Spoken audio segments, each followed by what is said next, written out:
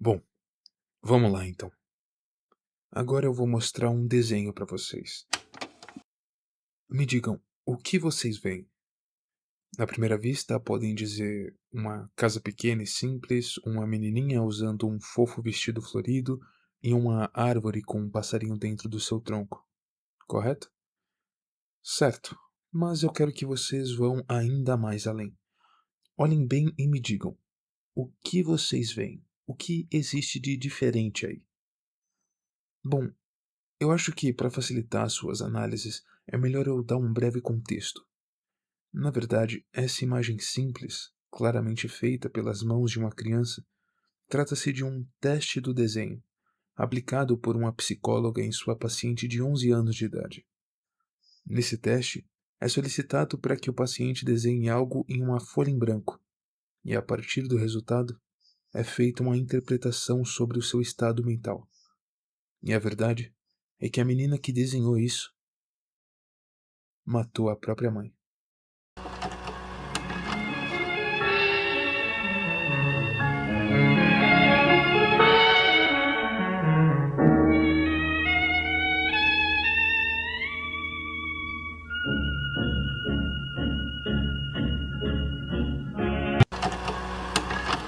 É com a apresentação desta imagem que vocês viram agora que o escritor japonês Uketsu introduz o leitor a Imagens Estranhas, o seu livro de terror psicológico e mistério publicado em 2025.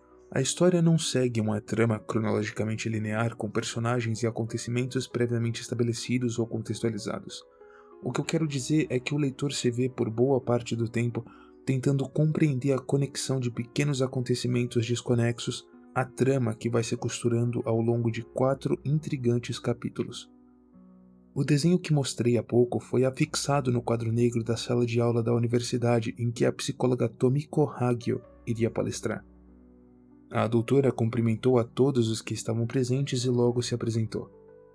No tempo em que ela trabalhou como orientadora psicológica, acompanhou desde o início o caso da menina já mencionada, chamada por ela, como forma de preservar a privacidade da paciente, de Pequena A. A doutora Hagio acreditava no ditado de que os desenhos são um espelho das emoções, e que a face interna de quem os criou sempre acaba transparecendo neles. Com base nisso, ela se especializou no teste do desenho. E, com a turma que se encontrava horrorizada com a revelação por trás da sua origem macabra, ela começou a analisar detalhadamente as simbologias implícitas no desenho da pequena A. Para começar, ela pediu para que todos notassem a boca da menina. Olhando de perto, era possível ver que ela estava borrada. Segundo a doutora, a pequena A não conseguiu desenhá-la direito. Ela apagou e traçou a linha várias vezes.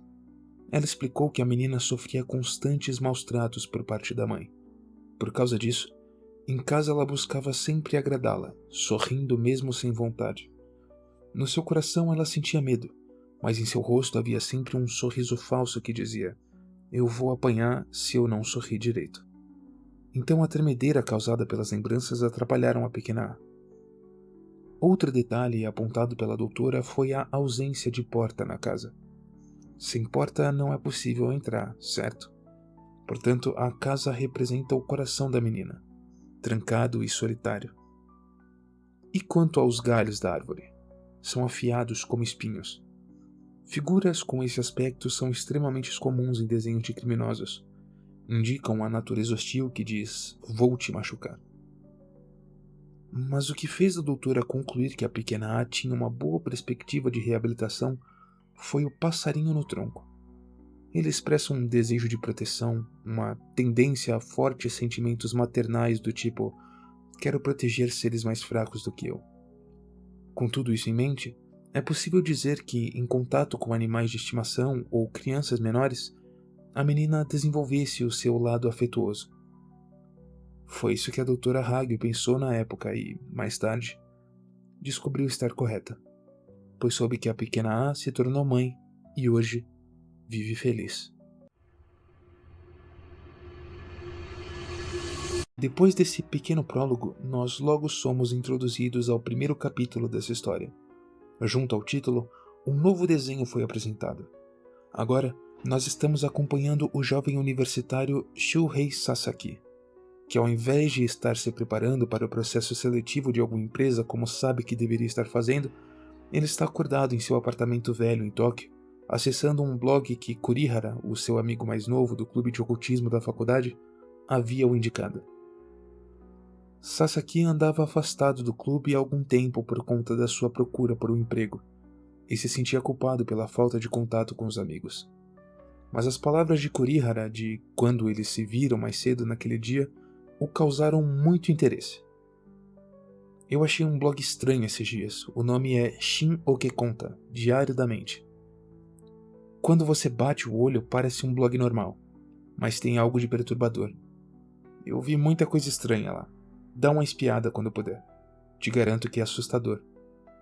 Conhecendo Kurihara, Sasaki sentiu que aquilo devia mesmo se tratar de algo especial. Quando o relógio marcou exatamente meia-noite, ele abriu o blog e de cara foi tomado por um estranho sentimento de nostalgia. Navegar em páginas com aquela estética fizeram parte da sua vida quando era mais novo. No início dos anos 2000, era comum que pessoas criassem blogs para compartilharem opiniões políticas, hobbies ou, no caso do Shin Oken Conta, um diário do dia a dia. O título do blog fazia um tipo de brincadeira com Shin, o nome do dono, que com o sobrenome Oke Conta formavam a frase como "O que você conta de novo?". Logo abaixo do título era possível ver a publicação mais recente do blog, sendo ela de 28 de novembro de 2012. Depois disso, ele não publicou mais nada. Esse último post, que tinha como título "Para a pessoa que eu mais amo", tomou completamente a atenção do Sasaki. Ele dizia: "A partir de hoje eu vou parar de postar aqui. O motivo é que eu me dei conta do segredo daqueles 3 desenhos. Não posso compreender a dimensão do sofrimento que você carregou. Não sei a extensão do crime que você cometeu. Não posso te perdoar. Mesmo assim, eu vou continuar te amando. Shin." Depois de não ter entendido nada do que acabou de ler, Sasaki desceu ansioso até o início das publicações, que datavam de 2008, em busca de contexto para tudo aquilo. O conteúdo era o seguinte: hoje decidi criar um blog. Eu vou começar me apresentando. Meu nome é Shin. Eu queria postar uma foto do meu rosto, mas como me disseram que é perigoso compartilhar informações pessoais na internet, eu vou colocar um retrato meu desenhado. Quem fez foi a minha esposa. Ela se chama Yuki e tem 6 anos a mais que eu. Às vezes eu sinto que ela cuida de mim meio que como uma irmã mais velha.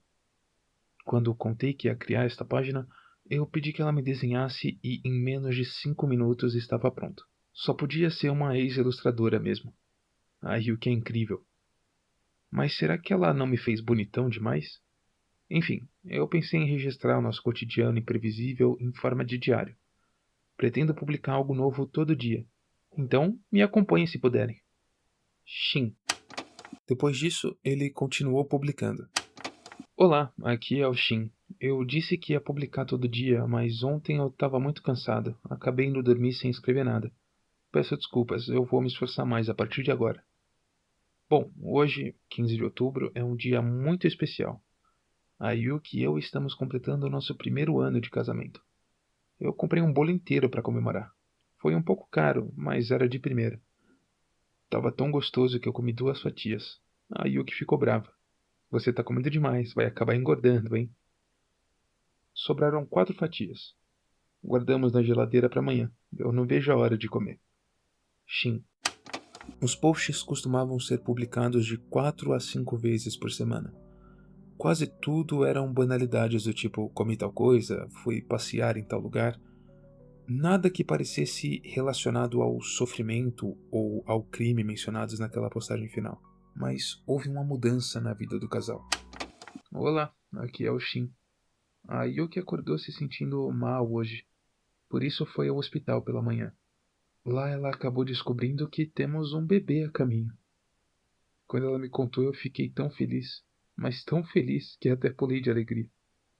Esse é o melhor presente de Natal de todos. Para anunciar formalmente então, nós vamos virar papai e mamãe. Shin. A partir daqui, as publicações começaram a relatar como a Yuki começou a sentir enjoos e sentia dificuldade para comer qualquer coisa que não fosse iogurte. A barriga dela começou a crescer e sempre que ela se estabilizava, eles iam juntos passear no parque, observar as árvores e conversar felizes sobre como seria o futuro do bebê. O casal manteve uma convivência muito alegre até essa época, mas em maio, já na segunda metade da gravidez, uma nuvem cinzenta surgiu no horizonte. Hoje eu tive folga do trabalho, então aproveitamos para fazer o pré-natal. Foi muito emocionante ver o bebê pela primeira vez no ultrassom. Só que parece que ele está sentado. Fico preocupado, pois já ouvi dizer que partos com bebê invertido são complicados. Mas pelo que a médica disse, ele ainda é pequeno e está na fase em que pode girar dentro do ventre e voltar para a posição normal. E isso me tranquilizou. Ufa! Só mais uma coisa nos pegou de surpresa. Nessa posição sentada, o quadril da criança acaba ficando escondido atrás da pelve da mãe. Daí não temos como saber o sexo. Vamos ter que deixar para decidir o nome mais adiante. Shin. Um bebê sentado. É quando as pernas do feto ficam na posição invertida no útero da mãe, ou seja, voltadas para baixo, onde deveria ficar a cabeça. Logo, isso se torna um grande problema tanto para a mãe quanto para o bebê. Fomos a mais uma consulta do pré-natal. O bebê continua sentado. A essa altura é improvável que ele se vire naturalmente. Então, parece que vamos ter que dar um jeito nós mesmos. Ensinaram alguns exercícios a Yuki para ajudar o bebê a ficar na posição certa. Ela pretende fazê-los em casa todos os dias.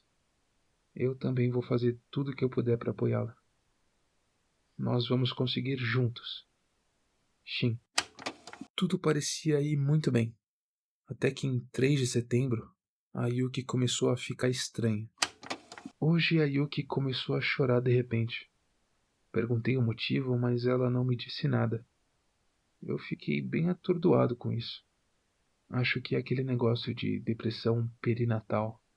Fiquei fazendo carinho nas costas dela até ela se acalmar.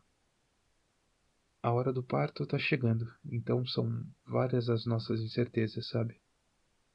Como homem, eu também preciso dar mais segurança a ela. Shin. A Yuki mudou completamente de ontem para hoje e tá mais disposta. Ela até decidiu desenhar, algo que não fazia há um tempão. É fofo demais. Ela imaginou como será o nosso bebê depois de nascer. Eu perguntei, por que ele tá vestido de Papai Noel? Ela me disse, porque essa criança é o nosso Papai Noel. Pensando um pouco, acabei entendendo o que ela quis dizer. Afinal, nós descobrimos a gravidez no Natal passado. Já faz 9 meses. Isso foi tanta coisa. Passou mais rápido do que pareceu. Shin. A partir daqui, a Yuki começou a desenhar algo novo todos os dias. Então, como já era de costume, o Shin narrava o que fizeram ao longo do dia, mas agora ele apresentava também os desenhos da Yuki. No total foram 5 desenhos que, para Shin, eram a maneira da Yuki imaginar como seria o futuro da criança. O primeiro desenho, que vocês já viram, tinha um número 1 desenhado no canto, e esse padrão se manteve em todos os desenhos, mas a contagem não seguia uma ordem exata. O segundo desenho, por exemplo, foi compartilhado em um post chamado Um Desenho do Futuro. A Yuki desenhou como imaginava o bebê dentro de alguns anos se fosse um menino, e tinha o número 4 nele.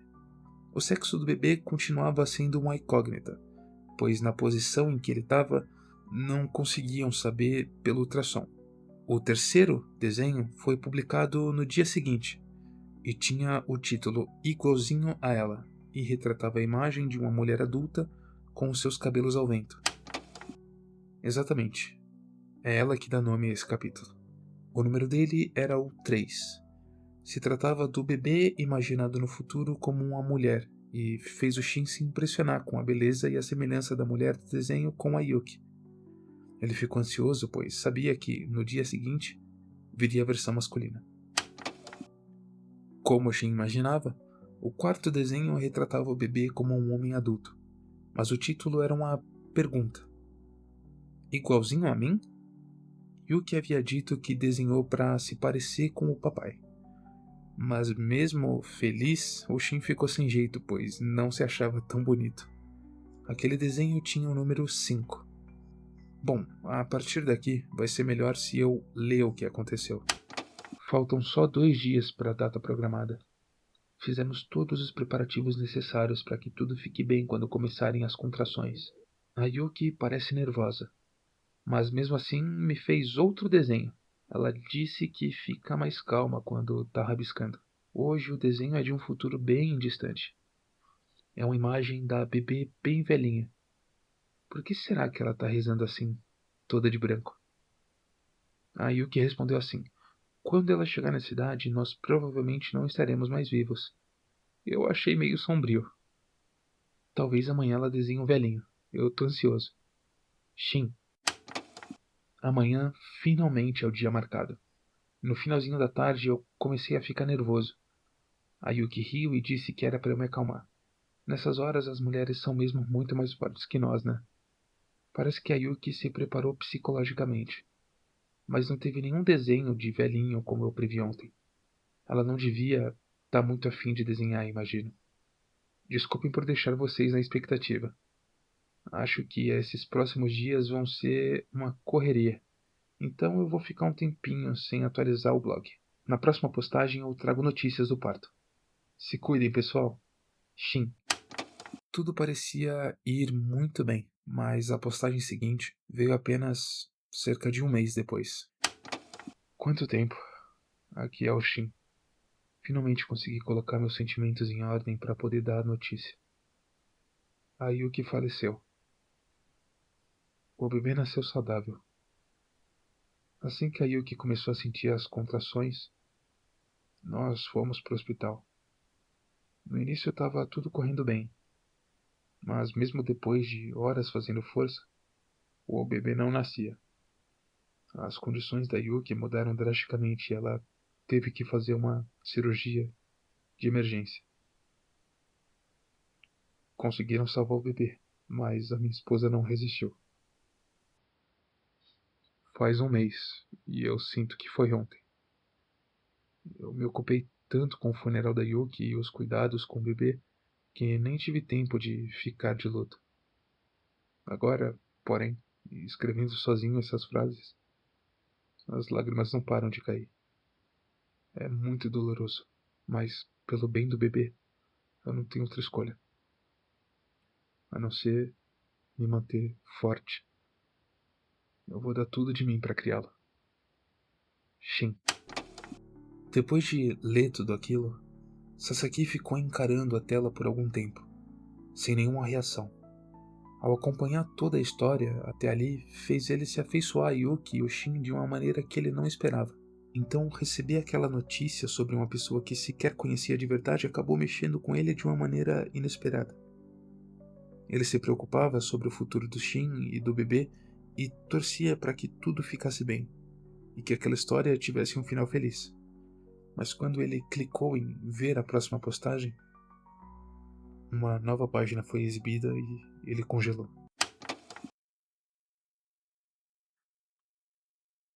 Para quem não se lembra, essa era aquela postagem mais recente do blog, que ele tinha lido no início. Ou seja, depois dela não existia mais nenhuma informação, apenas muitas dúvidas. O Sasaki ficou madrugada dentro, relendo as postagens e tentando identificar padrões. Ele se perguntava o porquê daquela última publicação ter demorado tanto e o que o Shin ficou fazendo durante esses anos. A quem ele se referia dizendo aquelas coisas? Era Yuki? Se for, qual crime que ela teria cometido? Qual o segredo dos 3 desenhos? Qual sofrimento ela carregava? Eram muitas perguntas para poucas respostas. Madrugada dentro e Sasaki não conseguiu dormir sem antes achar um sentido em tudo aquilo. Ele revisou todas as postagens do diário e analisou com calma as imagens tentando buscar padrões que resolvessem o quebra-cabeça. De alguma forma ele sabia que a resposta estava lá na frente dele. Só não conseguia enxergar ainda.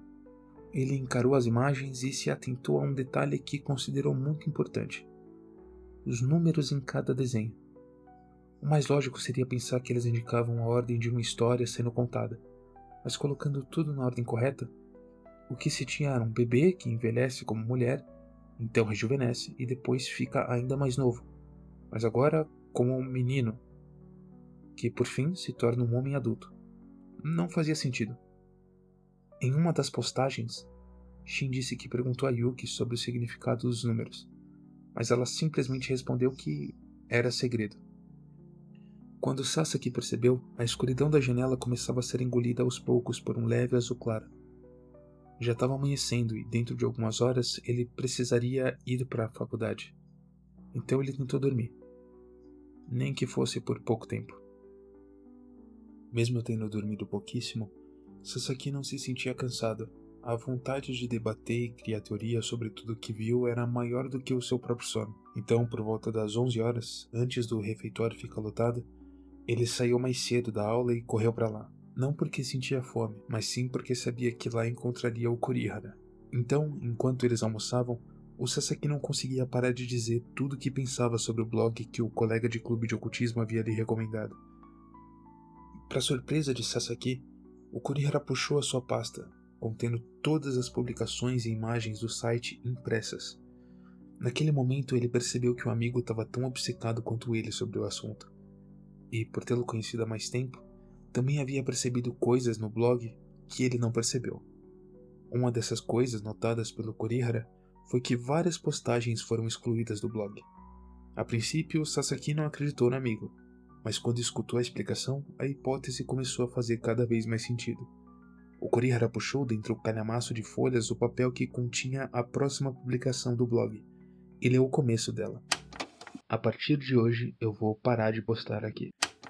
Após ler aquilo, ficou claro para o Kurihara que, para o Shin ter dito isso, ele com certeza continua atualizando o blog com frequência após a morte da Yuki.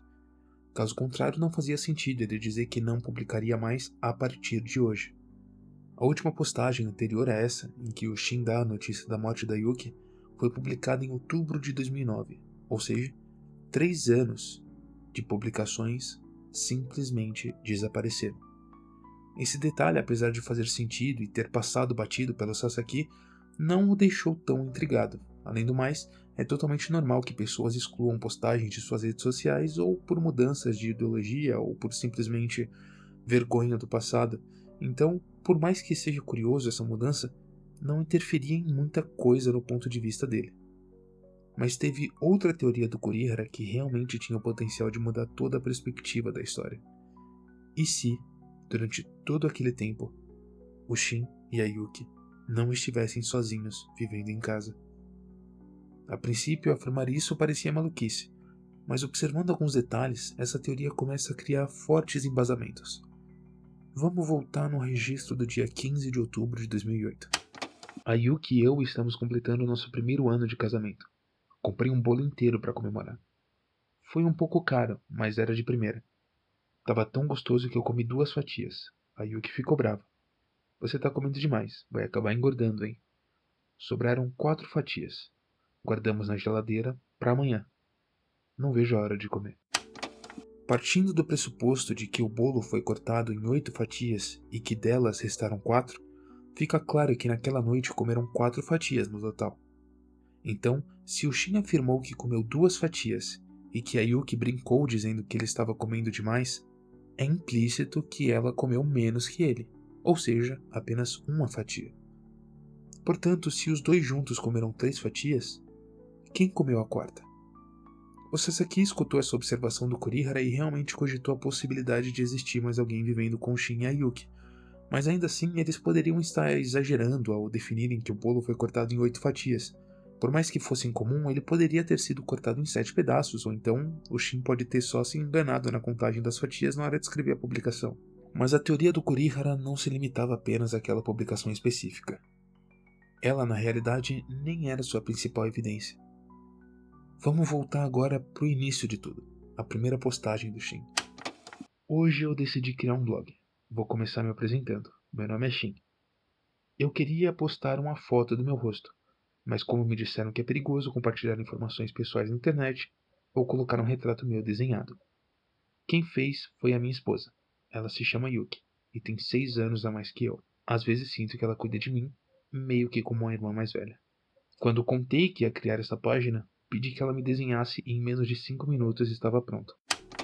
Lendo isso, fica claro que a pessoa que disse pro Shin que compartilhar informações pessoais na internet é perigoso e a Yuki são diferentes, e antes que o Sasaki pudesse interromper com seu ponto de vista, o Kurihara continuou o raciocínio, trazendo agora um ponto que para ele era o mais preocupante em toda a história. O bebê sentado. Kurihara entende do assunto pois a sua irmã teve uma gravidez de risco. Por isso sabia que um bebê pélvico, que é o nome médico dado a um bebê que fica naquela posição dentro do útero, deve ser tratado e acompanhado com extrema cautela. Inclusive, por conta da alta taxa de mortalidade, sempre é indicado que seja realizada uma cesariana. Portanto, ele sabia que era totalmente incabível a ideia de um médico dizer algo simplista como: se fizermos os preparativos, é possível fazer um parto normal de forma segura, assim como o Shin contou no blog. Ou seja, nós temos essa pessoa misteriosa que morava com eles, o comportamento suspeito do Shin ao tentar esconder a existência dela, e a negligência do hospital responsável pelo parto. O ambiente que cercava Yuki era totalmente suspeito e esquisito. A partir desta instigante conversa no refeitório, o mistério ganha contornos ainda mais profundos e matemáticos. O Kurihara entregou ao Sasaki as folhas impressas com o conteúdo do blog, sugerindo que ele pense na misteriosa ideia dos números como se fossem um eixo. Números esses aqueles que ficam em cada desenho. Mais tarde, durante a aula do terceiro período, o Sasaki se pegou completamente vidrado naquele material. A voz entediante do professor se torna apenas um ruído de fundo, até que uma frase em específico ecoa pela sala. O professor começa a falar sobre o ilustre artista Moritz Esker e o seu genial estudo sobre ilusões de ótica. Ilusões de ótica. Aquilo atua como um verdadeiro lampejo na mente do Sasaki. E se as estranhas ilustrações deixadas por Yuki também fossem figuras que se transformam dependendo da perspectiva ou do ponto de vista? Ele se recorda de como Shin, anos após a morte da esposa, parecia ter descoberto algo ao reposicionar as páginas sobre ângulos diversos. Ao observar detalhadamente o desenho número 3, Sasaki percebe uma coisa estranha. A posição de seus braços e a rigidez do seu corpo não seriam nada naturais. Porém, ao girar o desenho 90 graus para a direita, o cabelo da mulher parece cair pela ação da gravidade. De repente, a aula termina e o vento forte do corredor agita as folhas das mãos do Sasaki, trazendo a peça que faltava para o quebra-cabeça. Ele se dá conta de que os números nos cantos de cada folha funcionam como números de página, indicando uma ordem precisa para sobrepô-los. Sem hesitar, ele arranca as folhas do calhamaço e tenta colocá-las contra a luz. Seguindo a lógica do crescimento, o bebê é a primeira imagem, a idosa é a segunda imagem e a mulher é a terceira imagem. Mas o resultado inicial é frustrante. Embora os desenhos se misturassem, as imagens sobrepostas formam um amontoado caótico e sem sentido. É aí que a frase do Kurihara retorna à sua mente. Eles servem de eixo, né? O eixo precisava ser o ponto de conexão, como o pivô de equilíbrio. Olhando atentamente para as marcações, o Sasaki nota que os números não estão apenas soltos. Eles estão envoltos por pequenos círculos. No entanto, ao tentar alinhar os círculos na mesma posição, ele percebe que cada folha impressa no blog veio com um tamanho totalmente diferente. Determinado a resolver o enigma, o Sasaki corre às 4 da tarde até o prédio dos clubes da universidade e encontra o Kurihara, lendo sozinho na sala do clube de ocultismo. Ao ouvir a linha de raciocínio do amigo sobre as ilusões e o eixo, Kurihara sorri e valida a ideia, mas aponta um problema técnico crucial. Quando Shin fotografou os desenhos originais feitos no papel para postar no blog, ele aproximou a câmera para registrar os desenhos menores e afastou para enquadrar os maiores. Isso fez com que, digitalmente, todas as imagens ficassem com dimensões parecidas, destruindo a proporção real do quebra-cabeça original. Para consertar isso, o Kurihara usou um parâmetro genial: os círculos que envolvem os números. Se a numeração era o eixo de conexão, no mundo real, todos aqueles círculos deveriam ser exatamente do mesmo tamanho. Então, operando a impressora do clube com maestria, o Kurihara ampliou algumas imagens em 20%, reduziu outras em 10% e altera as suas escalas até que os círculos de todas as folhas fiquem idênticos. Mas o Kurihara avisou. Apenas alinhar os eixos não bastava. Como Yuki era ilustradora profissional, ela dominava a técnica de desenhar em layers, ou camadas. Em uma ilustração dividida em camadas, a ordem dos fatores é tudo. Se você inverte a ordem das transparências, o elemento principal pode acabar escondido por trás do cenário. Seguindo essa lógica, o desenho número 1, que é o do bebê, era a base. Por cima dele, vinha o desenho número 2, que é o da idosa. E por fim, no topo, a camada número 3, que é a da mulher adulta. O Kurihara empilha os papéis redimensionados usando um número como eixo e começa a recortar meticulosamente os espaços em branco com uma tesoura. À medida que o papel é cortado e a ilusão final se revela sobre a mesa, o clima descontraído desaparece instantaneamente. Uma imagem absolutamente repugnante e aterrorizante ganha vida diante dos olhos de Sasaki.